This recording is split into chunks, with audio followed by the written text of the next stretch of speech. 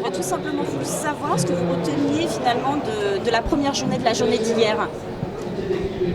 Alors cette première journée, je pense que ce que j'ai envie d'en retenir, c'est partage, surtout à la suite des ateliers qui ont été faits. Je pense que ce soit dans ces ateliers ou dans tout ce qu'on entend dans les couloirs du congrès ou dans les plénières, c'est ce besoin de partager, d'échanger, de profiter des expériences. Et même s'il y a beaucoup de choses qui se font, ça reste une demande extrêmement forte. Et puis je dirais aussi qu'on est en période de transition et je trouve que cette première journée, elle est plutôt une jolie journée de transition et confirmée un peu ce matin. Alors c'est vrai, c'est la deuxième, mais je pense que la continuité dont on a souvent parlé et en même temps un vrai projet qui continue d'évoluer, je pense que ça c'est un vrai facteur de réussite. Donc voilà ce que je retiens. Sur les 2 jours du congrès, quel est selon vous le moment le plus fort, ce que vous retiendrez sur les 4 prochaines années? Alors, pour ajouter ce que je disais tout à l'heure sur ce qui me paraît vraiment fondamental dans le partage, le moment fort que je trouve assez symbolique et qui est en lien avec l'atelier que j'ai animé justement hier, j'ai trouvé ce moment un petit peu avec un peu d'émotion et de bienveillance dans la transmission justement et le petit mot échangé, les petits mots échangés entre Jacques et Patrick. Je trouvais que c'était au-delà du petit moment d'émotion et affectueux même qu'on a vécu. Je trouve que c'est symboliquement très important dans une des problématiques qui sont les nôtres, qui sont justement les sujets de transmission et de continuité. Et sur les 2 jours, le projet, quoi. On a tous besoin d'un projet. Il y a eu effectivement un travail incroyable dans des conditions qui ont été rappelées. Il ne faut pas l'oublier, absolument fantastique de l'équipe précédente. Elle est un peu renouvelée, pas complètement mais un peu. Et je pense que ça, c'est ce que je retiendrai, c'est l'ambition du projet, c'est l'enthousiasme que j'ai entendu, qui se ressent et l'envie de faire ensemble. Et c'est quand même un des signes de notre mouvement et des coopératives qu'on gère tous les jours. Et ça, je pense qu'il ne faut pas le perdre. Et peut-être que d'ailleurs, il faudra le mettre encore plus en exergue dans les prochains congrès. C'est finalement comment est-ce qu'on construit autour de nos valeurs, comment est-ce qu'on les traduit dans une logique à l'extérieur. Parce qu'on a tous à gagner, je pense, à partir de ça.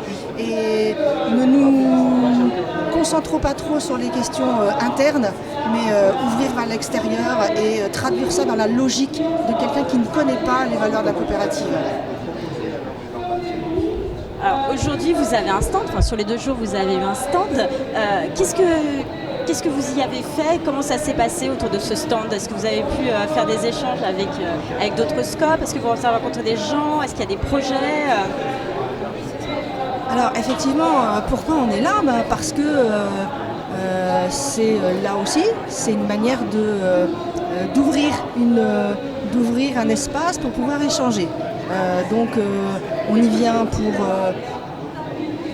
faire comprendre ce qu'est le groupe Up, partager avec les coopératives qui sont là, trouver éventuellement des synergies, parce qu'il faut profiter de ce moment-là, et ça s'est fait ici sur le stand, et puis dans les couloirs. Dans les couloirs, il se passe plein de choses dans un congrès comme celui-là. Donc effectivement, faire connaître le groupe Up en plus est résolument tourné vers la communication extérieure. C'est donner du sens à la marque, c'est en même temps promouvoir les valeurs démocratiques d'un modèle coopératif. Et autant les coopératives ont été pendant longtemps, ça a été dit aussi plusieurs fois, un peu intimistes, un peu discrètes, un peu. Aujourd'hui, on voit bien que tout le mouvement va vers une communication plus d'influence et de compréhension du modèle, de promotion du modèle. Et nous, on essaie de contribuer aussi. On a la chance d'avoir une marque qui est médiatiquement connue et qui est connue du grand public, ce qui n'est pas toujours évident quand on est dans une activité industrielle, etc. Nous, on a cette chance-là.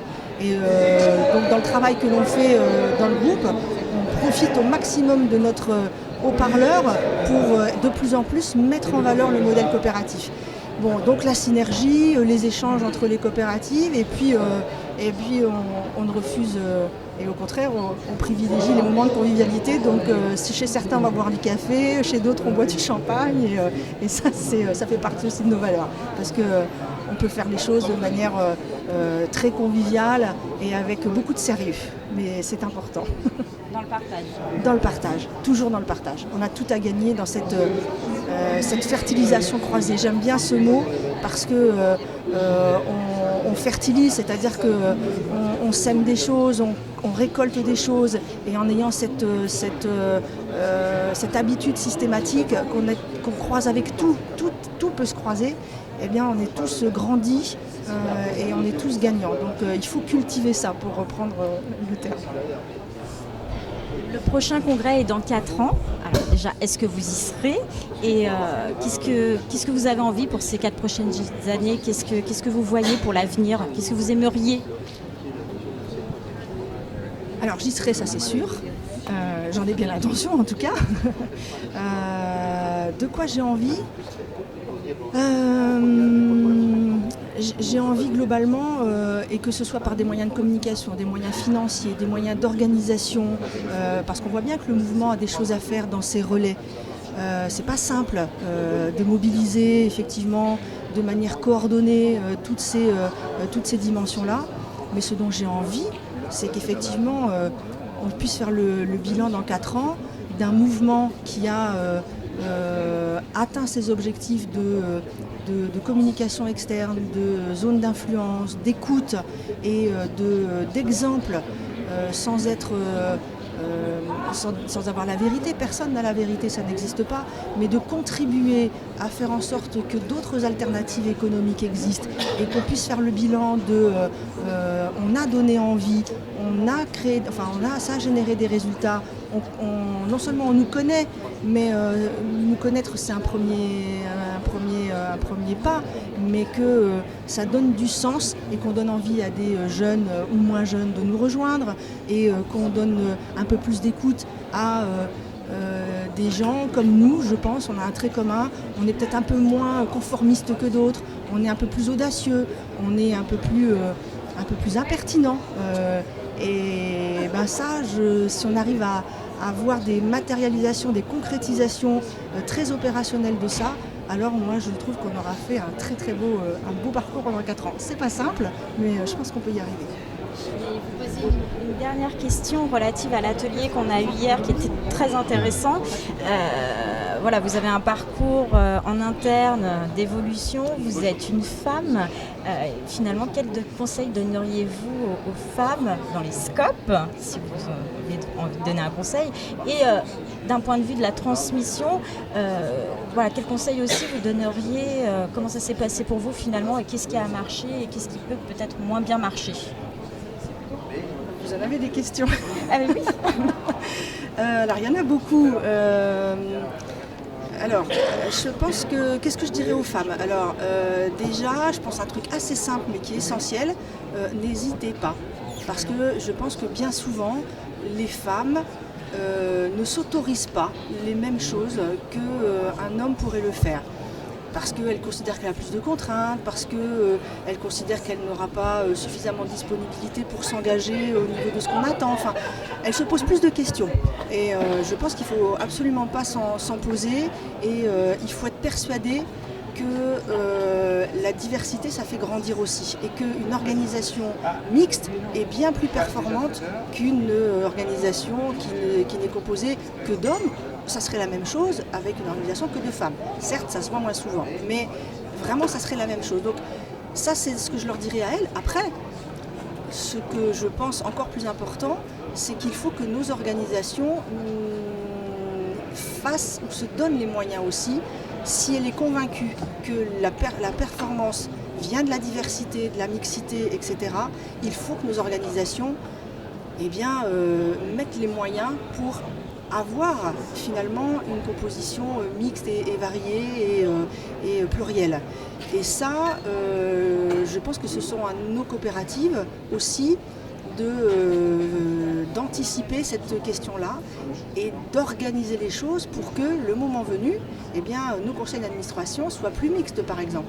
C'est ce qu'on est en train de faire, par exemple, et qu'on est en train d'expérimenter, je ne sais pas le bon mot, mais de tenter de mettre en œuvre dans le groupe UP, où au moment de nos prochaines élections en 2019, il faut, si on pouvait éviter les quotas, sincèrement à titre personnel, je trouve ça, si on est obligé d'y passer, on le fera, mais je trouve que c'est un échec si on est obligé de passer par cette question des quotas.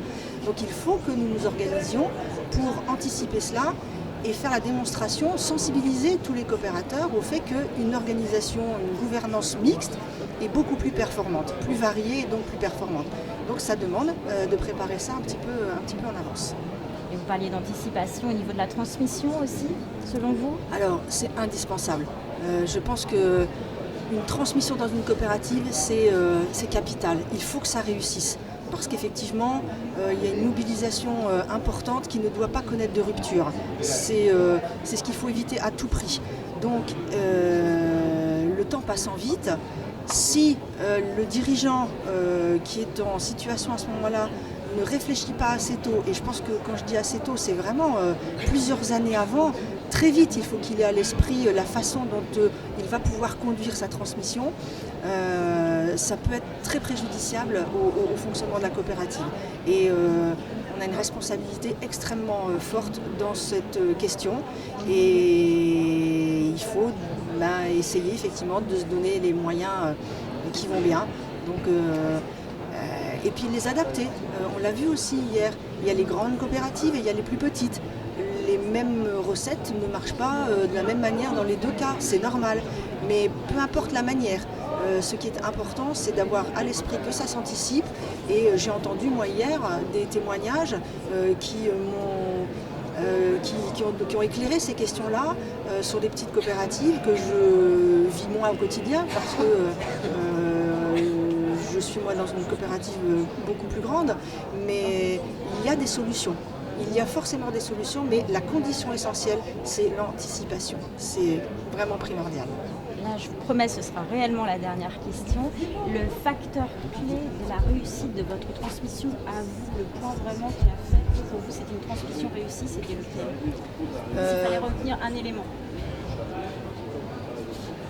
S'il n'y en avait qu'un seul, c'est ce que l'on a pu se donner comme moyen dans ce qu'on appelait hier le tuilage entre cette année, c'est long et c'est court, de travail en commun entre le président qui s'en va et le président qui arrive, parce que ça donne une capacité incroyable à celui qui arrive de prendre de la distance, de ne pas être aux manettes, donc de ne pas être ni sous pression, ni obligé de prendre des décisions, donc de vraiment prendre du recul et de pouvoir, lui par contre, et ça a été mon cas, de réfléchir à comment est-ce que je pouvais agir dans la continuité absolument nécessaire dans le mouvement collectif des collaborateurs et en même temps de voir plus précisément à quels endroits il fallait modifier un peu le plan stratégique, aller chercher d'autres pistes et s'ouvrir encore plus qu'on l'avait fait auparavant, mais comme chacun est obligé de le faire à chaque fois qu'il reprend la présidence. Donc, je dirais